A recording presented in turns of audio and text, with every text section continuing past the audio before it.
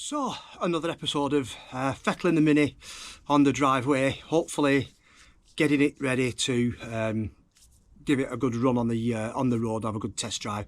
So getting really close now to hopefully completing all the jobs that have made it safe and hopefully drivable to go and give it a good test drive.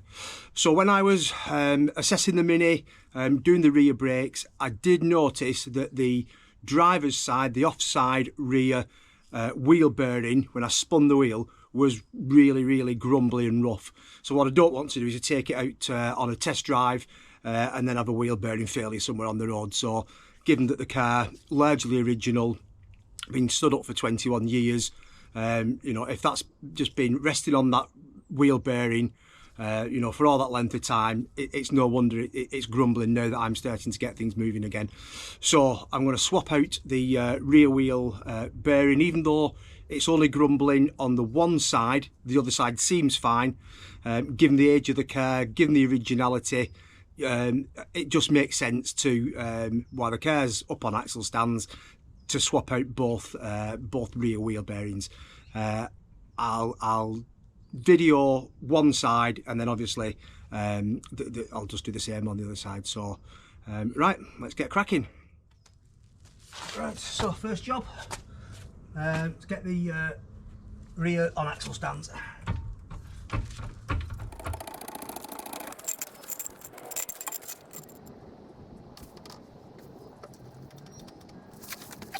Right, handbrake off, and we'll get the rear wheel off.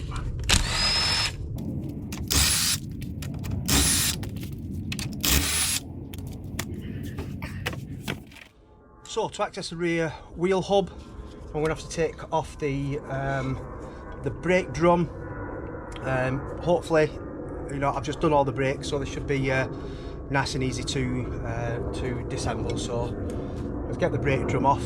The brake drum usually has got two screws securing the drum against the hub, but when I took it off, when I put it back on, I didn't put those screws in because it's held in place with the road wheel. So unless your road wheel comes flying off, you know, I think they're a bit redundant. And normally, because of the brake dust and the rot that brakes get, those screws are always a nightmare to get out. And invariably, if you rend the screws off, it's a nightmare of a job. So there's no screws holding my drums on, but that's my choice. So what I need to do now is, with the brake adjusting spanner, I need to back off those shoes now so that the hub is nice, the brake drum's nice and free, and I can remove it. So I used plenty of copper slip when I put the adjuster screw back in, so it's coming out nice and freely.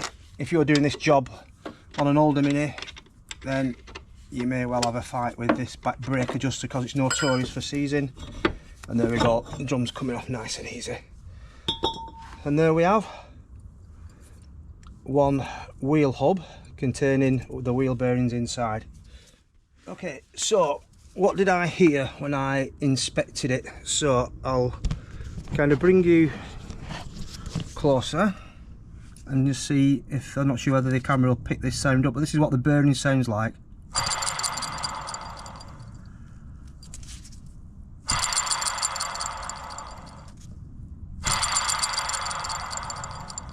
You can hear that kind of scraping, rough, rattly,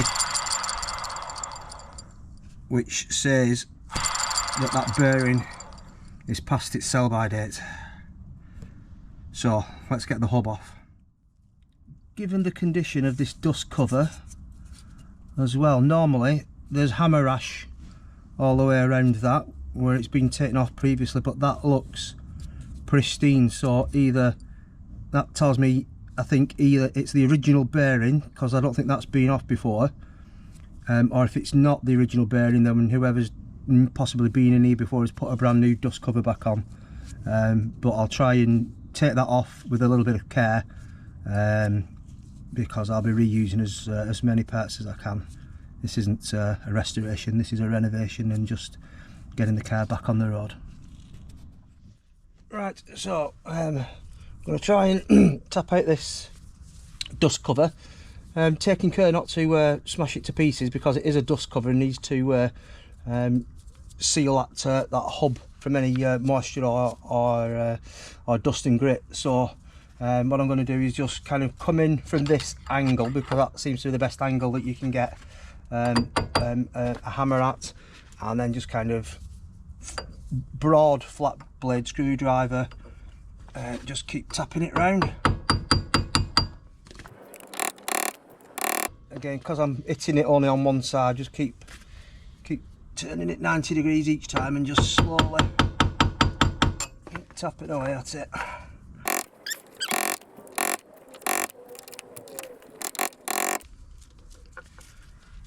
Slowly easing out, slowly but surely.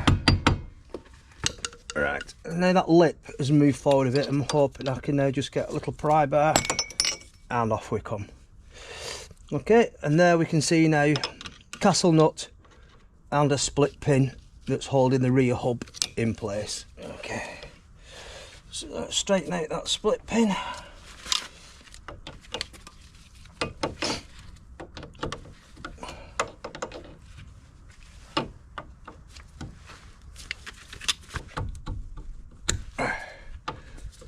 And there she got a split pin out. We'll undo the castle nut.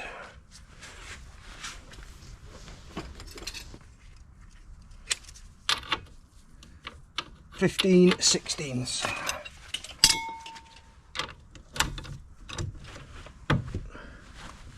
So the driver's side, offside, undoes anti-clockwise. On the other side, it's the opposite thread, so it'll undo clockwise. So that's the castle nut off.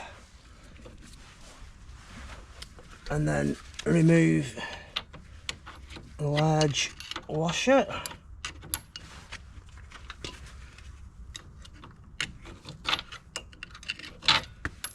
Like so.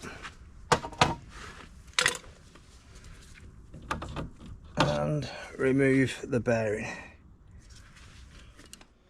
Right, so bearing removed, and this is what we've got. You can see all the kind of old grease there that's solidified. So that's one side of the bearing, and then the other side with the outer dust shield on.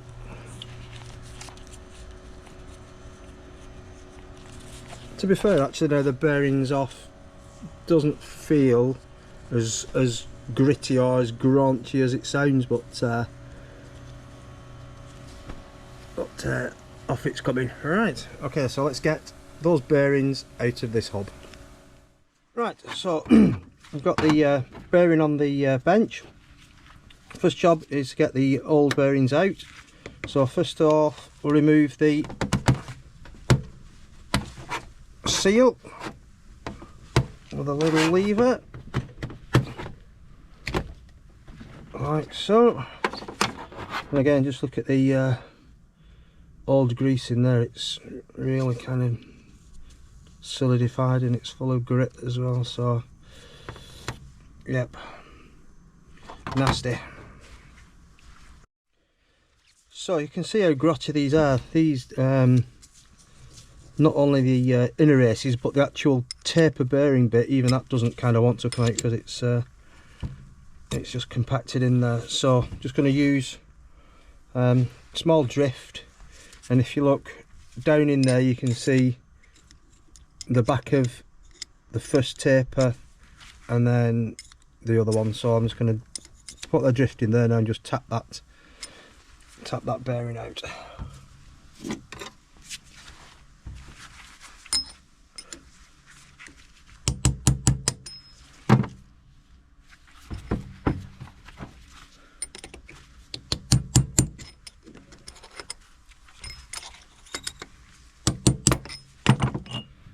So just tapping from the other side, and again these look to be the original bearings, which as you can see are ball bearings.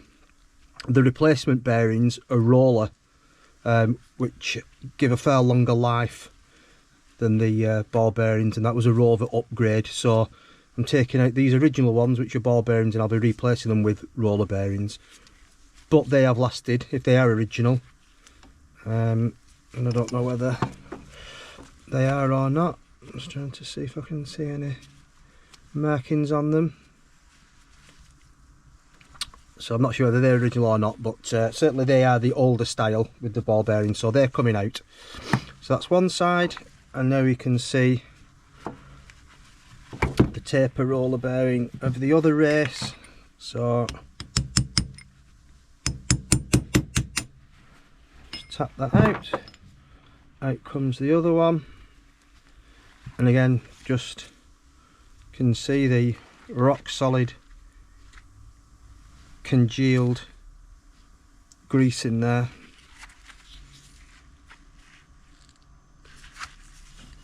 Okay, so now I'm going to tap out, that's the inner part of the bearing, and I'm now going to tap out the outer race. And not sure whether you can see, I'll try and get some light on the subject.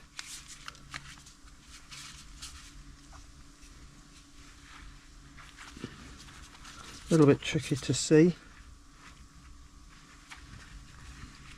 but in there's a little cutout that lets you get a drift in there to drift out the outer race, and there's one of those cutouts on each side, so you can tap out each one. So that's my next job.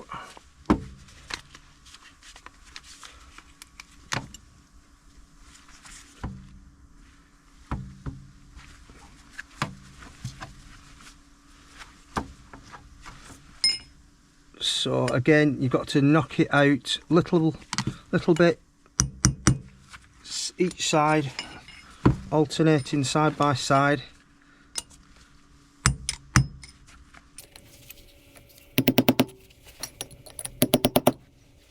Let's use a slightly bigger punch.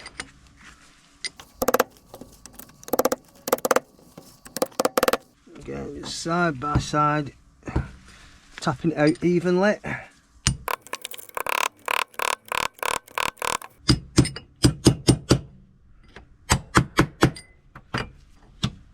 And there we come. That's the outer race. And now I'm going to flip it over, and as you can see there, the cutouts now I can come straight now, whereas before I had to tap at an angle. Now I can actually come straight down on this next race.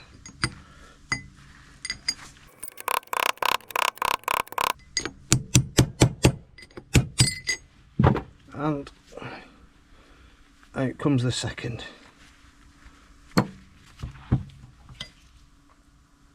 And there you can see the channel, the cutouts there where I've been tapping on each side. So I'm just checking the face inside there. There's no burrs or sharp edges, it all looks okay. So I'll give that a clean up now, get all that grot out, get it nice and shiny. And while it's off, I'll just give it a whiz on the wire wheel, get all this outer casing wire wheel cleaned up, give it a lick of paint, and then it's good to go again.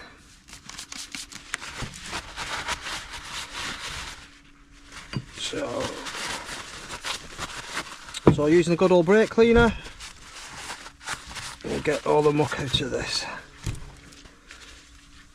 And again, you've got to make sure that's clean inside there, because any bit of grit or muck that stays in there when you put the new bearings in will invariably find its way into the new race and quickly destroy your new bearings. So absolutely key that you get every bit of muck out of there.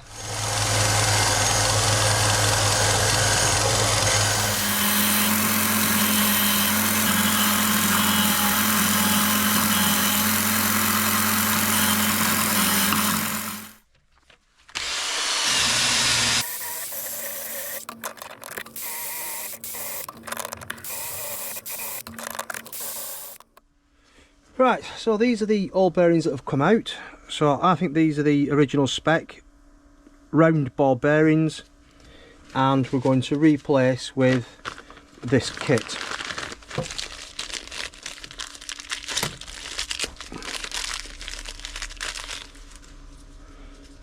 And as you can see, the new kit is a roller rather than a ball bearing. So not only am I swapping the bearings to replace them because they need a replacing, but also this is an upgrade which was fitted by a Rover. So the kit contains 2 bearings, one each side, so 2 bearings in one hub, new outer dust shield, new split pin, and also in the kit is this tiny rubber seal that goes in first onto the stub axle.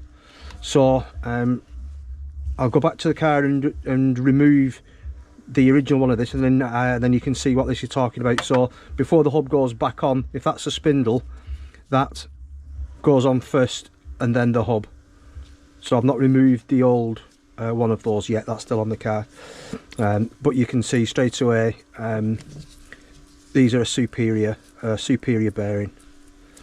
So these, I believe the Timken bearing is the kind of gold standard for OE fitment, but they are expensive. These ones, after reading reviews, are actually from Bull Motive and are guaranteed for 2 years. So even though they're not OEM, clearly manufacturer wise is confident enough in the bearings that they guarantee those for 2 years. So I'm going to try those on the car, and they are less than half the price of the Timken bearings. So let's see how they go on. You pay your money, you take your chance, and we'll get these fitted.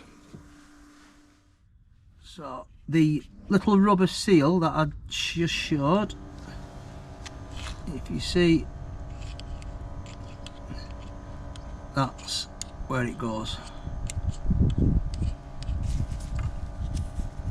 So take that one off to be replaced. I'll just give all that a good clean up before we put any of the new bearing back on that axle. Right, so after several cleans to make sure that's as scrupulously clean as I can get it, I'm now going to put the outer race into the hub. Just going to give it a little bit of grease. So these packs that I've bought don't come with grease, they are oiled, but they don't come with grease, and I'm using Molly grease, CV grease, CV joints, universal joints, wheel bearings, etc. So that's what I'm going to be using to grease up the bearings with. So first of all, I'm just going to give just a smear on the outside of the race, just to ease its progress into the hub. So what I'm going to use is this little kit that I purchased, again less than £20, and it's a range of drifts for inserting bearings, etc.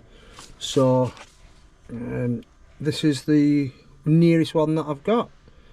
It's a 50mm one, so we'll attach that on the end of this little universal knocking stick that it comes with, and we'll use that to put on there and then drift that into position. So I'll just get that made up. So making sure that outer race is as square as I can make it.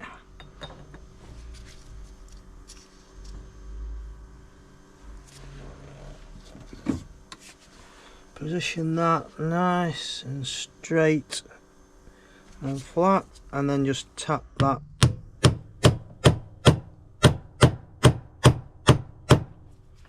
into place. Just checking that it's progressing not at an angle, which it is a little bit.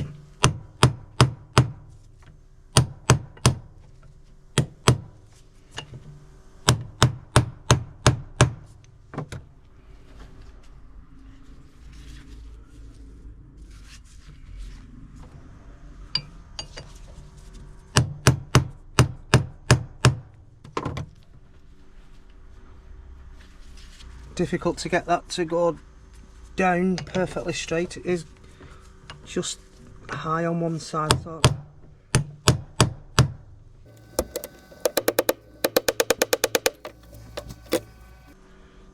there we go, and that's one in. Right, we'll flip it over now and do the other one. So again, you can see the radius on the outer race, and it's that big radius edge with a taper pointing into the centre that goes in first. So this drift is just a mil small, so this is just sitting on this side proud, so I think I'll just go with a bigger drift to start this off, so it hopefully goes in square and better than that last one did. So that one covers it in its totality, so that will start it off nice and flat.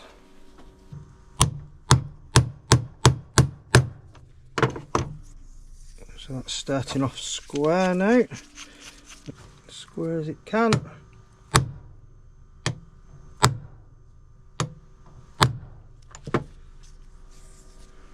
Yeah, that's going in nice and square. So I'm just taking my time with this. It's the first time I've done this.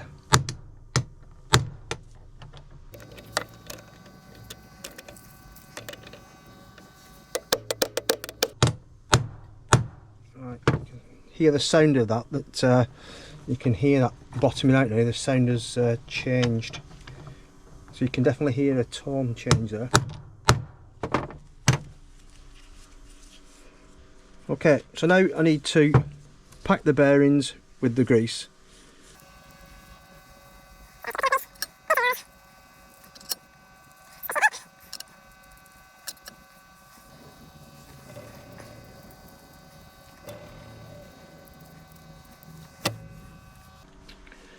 Right,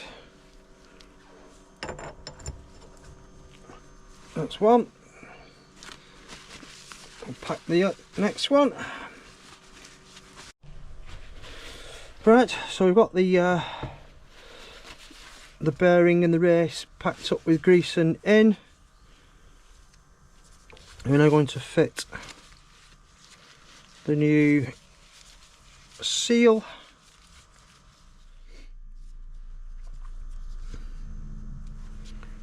So again, offer that up so it's nice and square. Let's put a big drift in this time that's a larger diameter.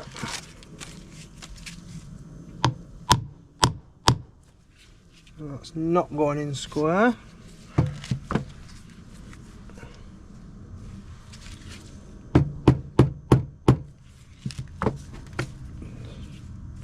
Start again with that, and the key to it is just to get it sat really flush and square before you start, because any slight angle means it goes off square.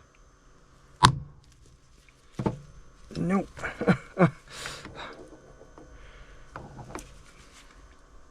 Okay, that seems to have got it this time. Whoa, ouch.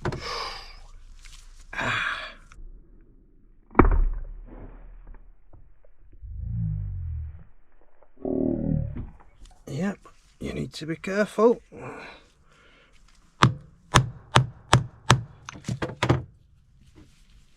Okay, flip it over and let's get the other side in, and then that's job done. Right, so that's the other side greased up. Right, there we have it. One rebuilt wheel hub. So I'll just give that a quick lick of paint before I put that back on, make it look a bit tidier, and then we'll get it on the car. Okay, so we've got the axle. I'm going to fit the new inner seal we go. So that'll now seal against the back face. Just making sure that's pushed home. There we go. It's looking a bit neater with a coat of black Hammerite paint, so it's time to get that back on the car.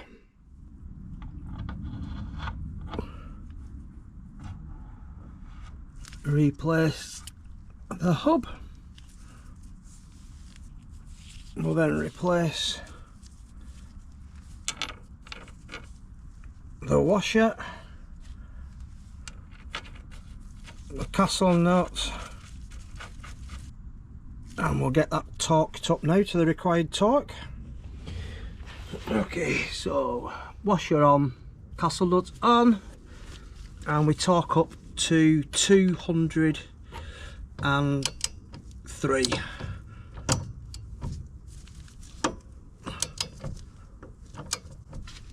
Newton meters.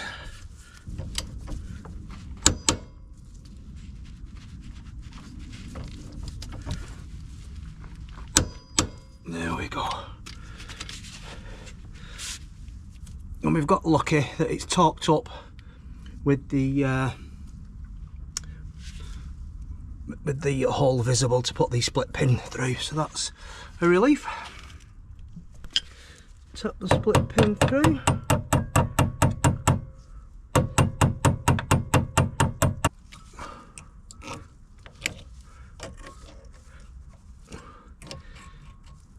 Bend those back around.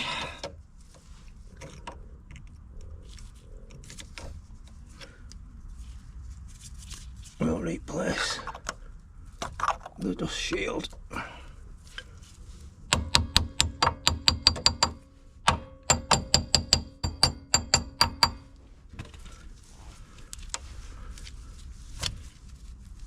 Now, I don't know whether that is supposed to spin freely or not, but certainly the bearings that I took off spun really freely, but that's feels quite tight. Is that okay? I'm not sure. If anybody's watching this and can leave an informed comment, should that be loose and spinning like the other one was?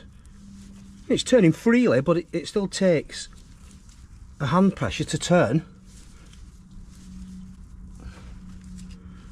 We'll just have to have a bit of research about that and just check whether that is right, because it's just because I'm used to feeling the bearing that I took off spinning totally freely, but that is taking quite a bit of hand pressure to turn around. So it might just because it's new bearings and that's how it should be, I don't know, but that's where we are. Right, drum back on,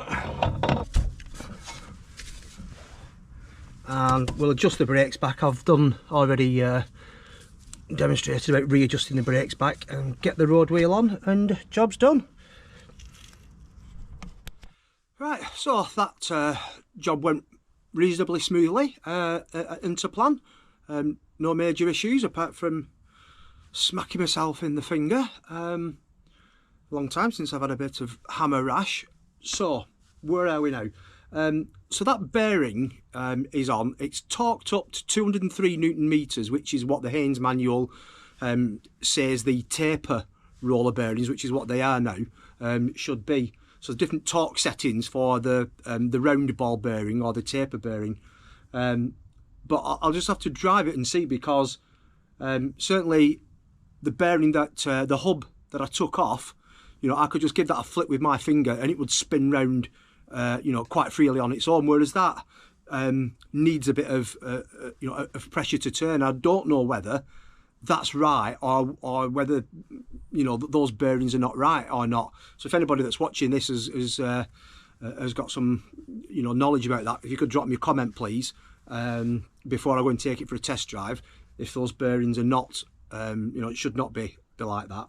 But certainly when I had it up on when I had it jacked up on axle stands, you know, I could give the wheel a push and it would turn freely.